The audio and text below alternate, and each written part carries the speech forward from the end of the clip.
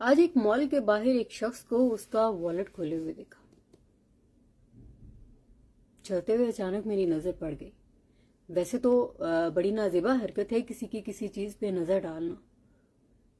بس جب اچانک نظر پڑی تو وہاں دیکھا تو ایک تصویر تھی، ایک عورت اور ایک بچے کی. اور وہ شخص بے خبر کہ آس پاس کیا ہو رہا ہے، کون آ رہا ہے، کون جا رہا ہے، اپنے والیٹ میں مسلسل دیکھتے جا رہا تھا.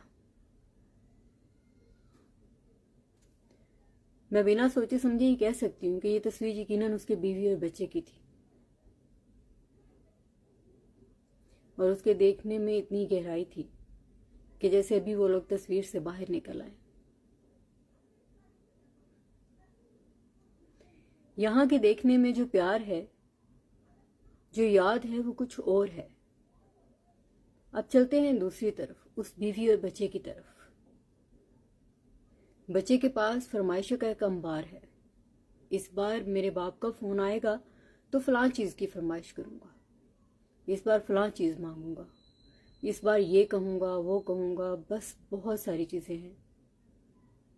اور بیوی، اس کے پاس بے تحاشا گلے شکوے ہوں گے. پیسے دیر سے آئے، کیوں دیر سے آئے، اس بار کم آئے، تھوڑے زیادہ بھیجو، خرچہ کم ہو رہا ہے، فلاں چیز کی ضرورت ہے. ضرورتیں اور خواہشات بے تحاشا ہیں، بنا سوچے بنا سمجھے. جانتے ہیں کیوں؟ کیونکہ وہ لوگ کما نہیں رہے. جب محنت کرنے والا اپنی پائی پائی کا حساب کرتا ہے نا بیٹھ کر، اسے خوشی ہوتی ہے. اور وہی پائی پائی جب وہ اپنوں پہ لوٹاتا ہے، اس سے 10 گنا زیادہ خوشی ہوتی ہے.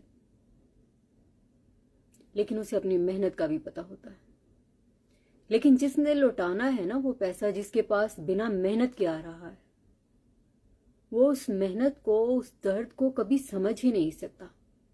کتنی محنت سے اس شخص نے وہ پیسے کمائے اپنے بیوی بچوں کے لیے، بہن بھائیوں کے لیے، ماں باپ کے لیے. پیچھے والوں کی خواہشات ختم ہی نہیں ہوتی. میں نے کبھی کسی عورت کو اپنے والیٹ میں، اپنے کلچ میں، اپنے پرس میں اپنے شوہر کی تصویر رکھے ہوئے نہیں دیکھا. موبائل میں ہو سکتا ہے، موبائل میں دیکھا ہے، لیکن اس طرح نہیں دیکھا. اندازہ کرتے ہیں اس بات سے کہ پیار کی شدت اور ضروریات کا احساس کس میں زیادہ ہے، ذمہ داری کا احساس کس میں زیادہ ہے. ضروریات دوسری طرف اور ذمہ داری اس طرف.